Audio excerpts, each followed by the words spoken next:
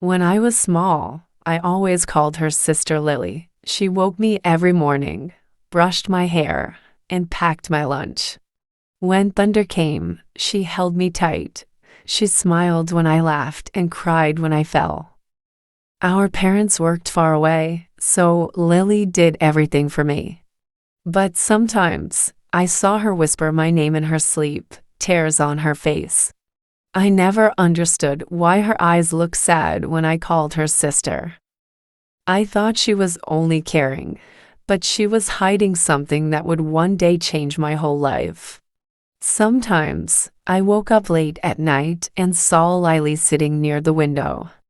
A candle flickered beside her, and she held an old letter close to her chest.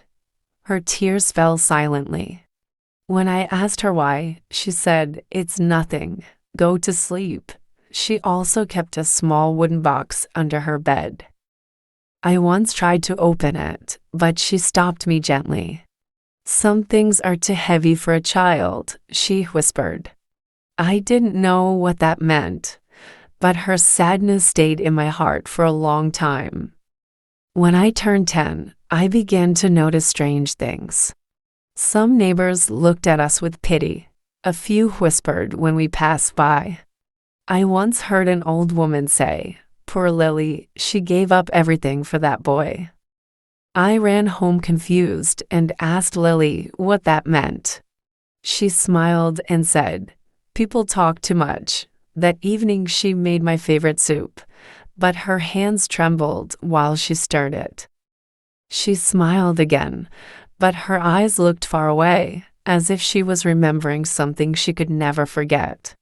One afternoon, a lady came to our house. She wore gold earrings and smelled of perfume. She looked at me for a long time and said softly, "You look like your father." I asked who she was, but Lily quickly replied, "Just a visitor." The woman left. But after that, Lily became quiet. At night, I heard her whispering prayers. "Please, don't take him from me," she cried softly. I didn't know who she meant, but her fear made me shiver. Something was clearly wrong, and I wanted to know why. A few days later, Lily sold her favorite books to buy me new school shoes. I saw her eyes fill with tears as she handed the money to the shopkeeper. "You need these more than I do," she said with a small smile. That night, I pretended to sleep and saw her sew my torn bag under the lamp's yellow light. She looked so tired, yet peaceful. I didn't know why she worked so hard just for me. I wanted to tell her I'd help her someday, but I fell asleep before I could speak. When I turned 16, things became more confusing. Our relatives rarely visited. When they did, they spoke to Lily with strange respect mixed with guilt. Once, my aunt said, "You've done enough, Lily." I asked what she meant, but Lily just walked away. She avoided my questions more than ever. The locked box stayed under her bed, untouched. Every time I looked at it, something inside me whispered that the answer to all my questions was inside that box, waiting for the day I'd be brave enough to open it. Years passed quickly, and life moved like a slow river. On my 18th birthday, Lily baked a small cake. We laughed and sang together, but I noticed her eyes were red. After she went to sleep, I saw the box half open under her bed. My heart pounded as I pulled it out. Inside were some old photographs, a tiny baby blanket, and a folded letter with my name written on it. My hands shook as I opened it. The first line made my breath stop, "My dear son." I froze. The letter was from Lily. She wrote that she wasn't my sister, she was my mother. She had given birth to me when she was only 16. Our parents were angry and forced her to hide it. They told everyone that I was their child and she was my sister. She agreed to protect me from shame and pain. She wrote, "Every time you called me sister, my heart broke, but I smiled because you were safe." My tears fell onto the letter. I could hear her crying through her words. The world around me suddenly felt new and strange. I ran outside and found her sitting under the old tree. She looked up and saw the letter in my hand. Her face went pale. I could barely speak. "Is it true?" I asked. She didn't answer, only nodded slowly, tears shining in her eyes. "I wanted to tell you when you were ready," she whispered. I fell to my knees beside her. "Why did you hide it from me?" I cried. She touched my face softly. "Because I didn't want you to live with pain like mine." Her voice broke, and so did my heart. She told me everything. My father had left her before I was born. Our parents wanted to bury her mistake, so they took me as their own child. "I agreed because I loved you more than my pride," she said.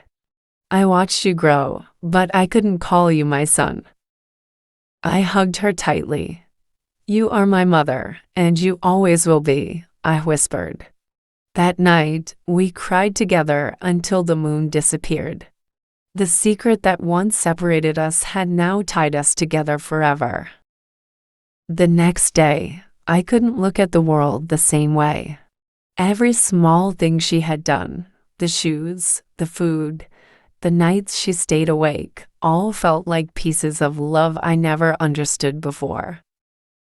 I started working after school to help her. She didn't stop me this time. For the first time, we lived as mother and son, not as sister and brother. It felt new, yet familiar, like I had found something I had been searching for all my life without knowing it. When I graduated from college, I invited Lily to the ceremony. She wore her simple blue dress and sat in the front row. When I received my medal, I took the microphone and said, "Everything I am today is because of one woman, my mother, Lily." The crowd gasped, but I didn't care. I saw tears roll down her face. For the first time, the world saw her truth. I felt proud, not ashamed. She finally got the respect she had quietly earned for years. Life slowly became better. I found a good job and made sure Lily never worked again. I bought her the books she once sold for me. We watched sunsets together every evening. Sometimes she still called me little brother, and we both laughed. Her laughter filled our small home with peace. For the first time, I saw her truly happy. She often said, "Now my life feels complete." I just smiled and held her hand, wishing that time could stop there forever. But time does not stop. One winter night, Lily's health failed. Her heart was weak. I stayed beside her in the hospital, holding her hand tightly. She whispered, "Promise me you'll never forget who you are." I promised. She smiled gently and said, "My son." Those were her last words. I cried for days. After the funeral, I found another letter under her pillow. I never regretted my life. Every pain was worth it because it gave me you. I kept that letter close, just like she once kept mine. Years later, I had a daughter. I named her Lily. When she asked about her name, I told her stories about her grandmother, the strongest woman I ever knew. She loved without limits, I said. Every time my daughter smiled, I saw the same light in her eyes that my mother had. Sometimes, when I sit by the window at night, I feel my mother's warmth in the silence. Her love never died, it just changed its form, still holding me, still guiding me, forever and always.